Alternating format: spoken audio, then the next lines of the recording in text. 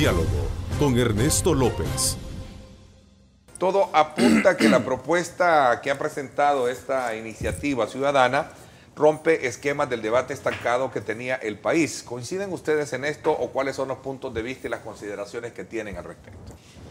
Bueno, en primer lugar, nosotros tenemos como 3 escenarios en este momento.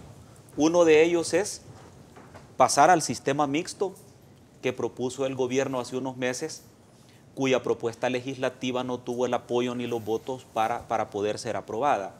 Recordemos que en el sistema mixto que proponía el gobierno hay un problema de constitucionalidad en tanto se pretende la confiscación de los fondos de las cuentas de ahorro de los trabajadores, es decir, que de la propiedad privada pasan directamente a manos del Estado. Se corría el riesgo, desde luego, de que no existiera a futuro una capacidad de pago, y esa es la razón por la cual los diferentes partidos políticos dijimos no apoyamos la propuesta del sistema mixto. La propuesta que ha presentado la iniciativa ciudadana, dicen, realmente yo la califico, es propuesta de la AFP, propuesta de Asafondos, y así hay que planteárselo a la población para... de aquí no venimos a litigar ni a defender una u otra propuesta, sino que creo que deberíamos de aprovechar para informar de lo que está en la mesa de discusión en los próximos días y, por cierto, es urgente de resolver. ¿No tiene validez la existencia de estas supuestas 40 organizaciones que han sido consultadas? No se trata de legitimizar, rechazar o ignorar. Sencillamente hay una propuesta y su fuente de origen es la AFP. Bueno, hay algo importante que no dejamos de señalar o identificar, es que no hay tales disyuntivas. Sencillamente el mismo planteamiento de Asafondos sostiene que hay que reformar, no hay otra alternativa, vamos a reformar.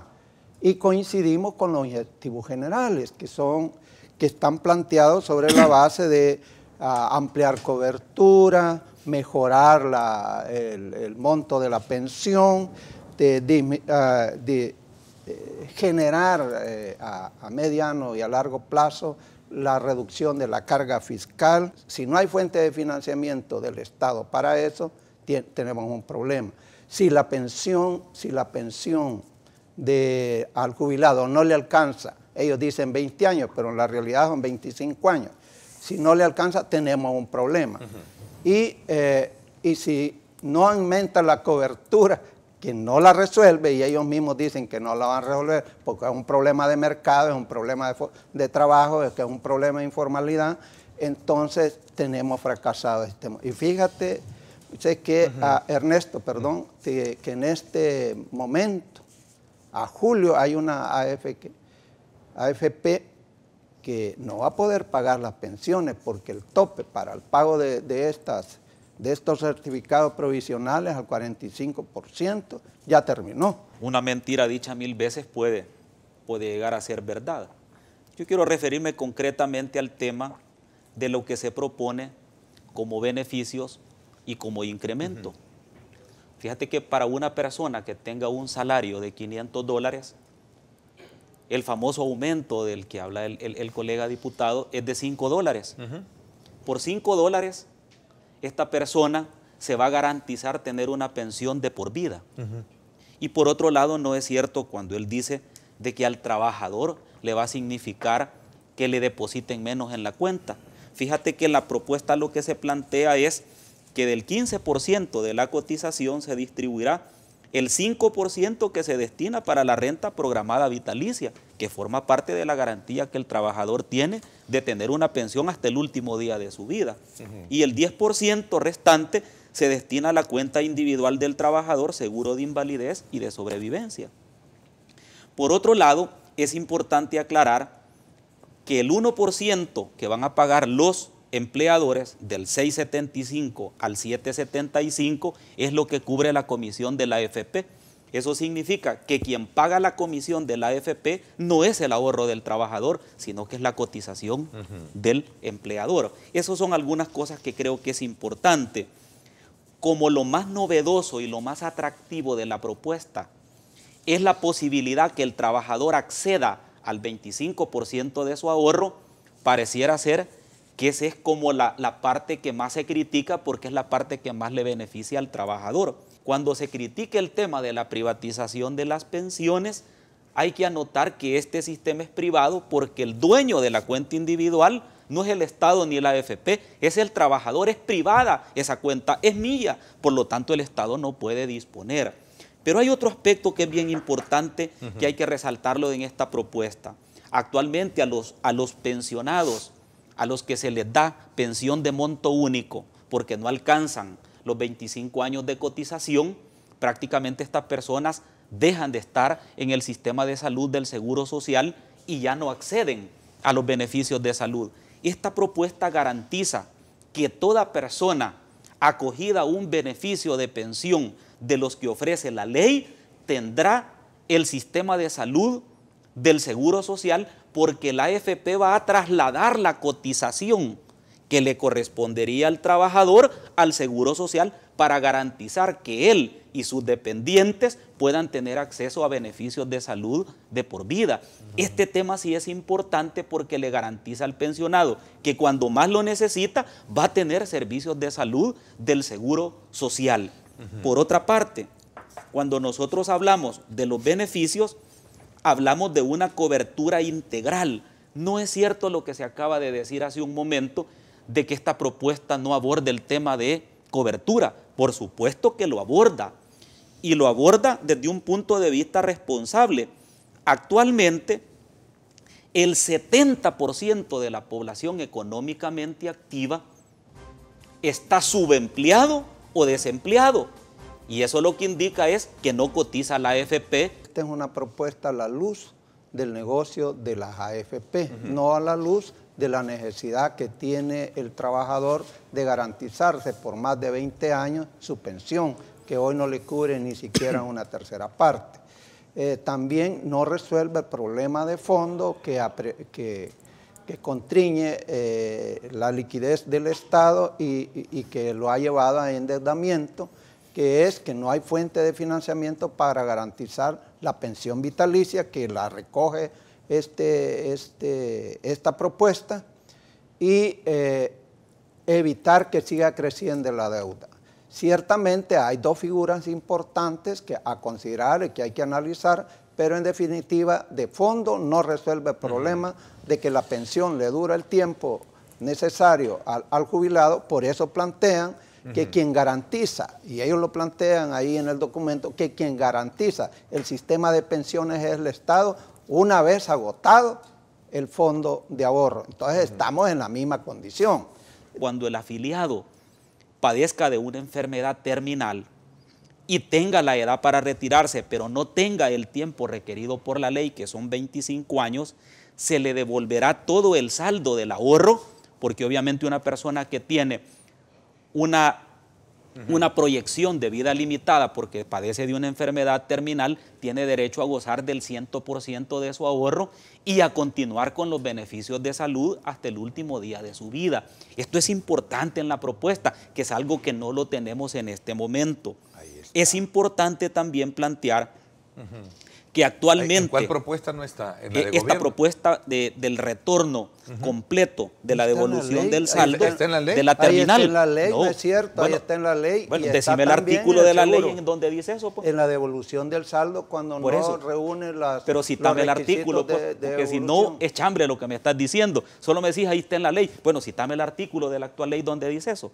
Esta es la parte novedosa. No sea irrespetuoso. Eso es lo que se necesita, Estamos de cara decirle a la población gente la verdad. Lo que no se puede es adulterar con malicia el contenido para hacer creer que lo que yo digo es la verdad. Hay una cosa que es bien importante en esta propuesta, es la participación que los trabajadores tienen en la toma de decisiones, porque ahora el fideicomiso de obligaciones previsionales lo maneja fundamentalmente el gobierno. Incluso hay una incompatibilidad porque quien preside el organismo de decisión del fideicomiso es el ministro de Hacienda. Reconoce también que lo está planteando la propuesta de que debe de mantenerse el tema del seguro social. que el gobierno lo está planteando como uno de los beneficios de la reforma. Solo que esto le dicen usted tiene que pagar el 3%.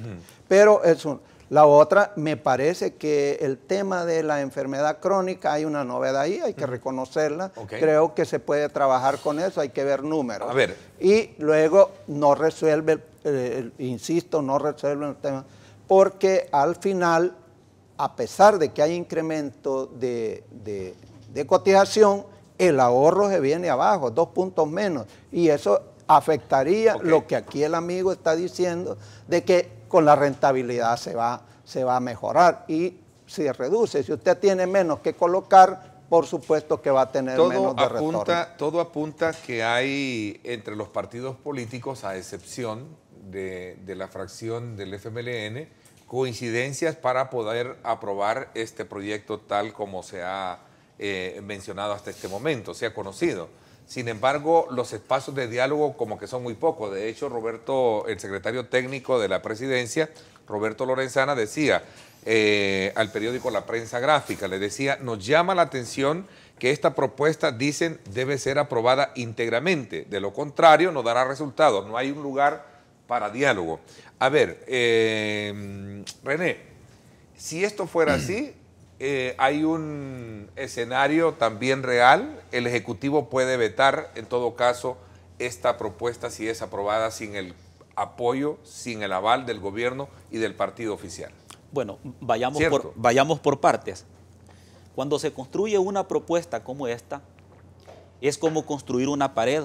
Cada uno de los elementos, componentes y figuras jurídicas es un ladrillo que se va poniendo en esa pared y que se va erigiendo. En ese sentido, si tú le quitas la hilada de ladrillos de en medio, simple y sencillamente la pared se viene abajo. Entonces, no se trata de no tener opción de discutir, se trata, por el contrario, de tener la opción de construir la mejor propuesta. El tema de mantener vigente el estado de jubilación y no ver un aumento como en su momento también se discutía en otros escenarios. Bueno, Claudio de la Rosa es uno de los economistas, de los asesores principales mejor pagados de Arena, por supuesto, va a defender el planteamiento de las AFP.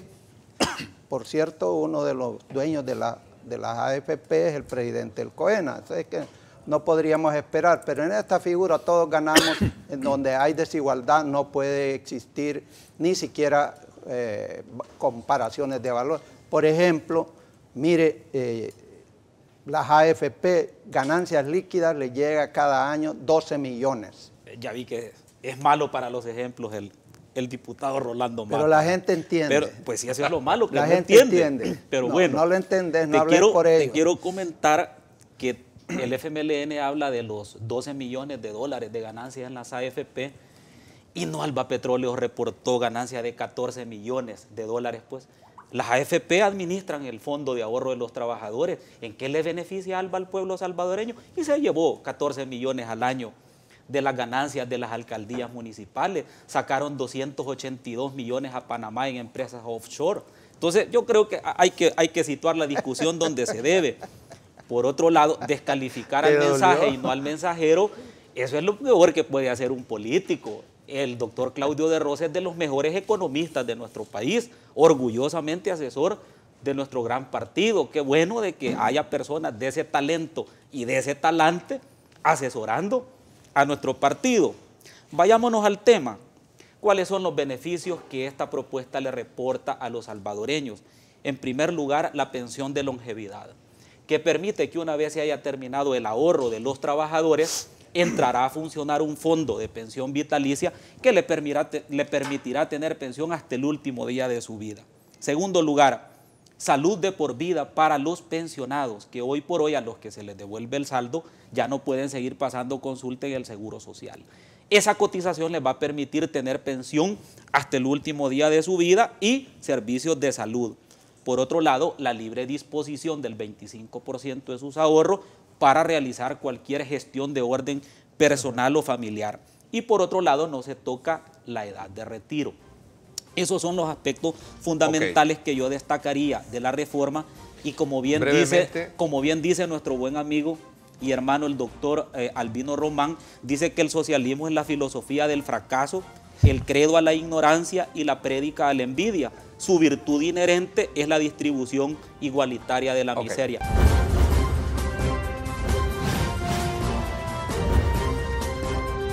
Diálogo con Ernesto López.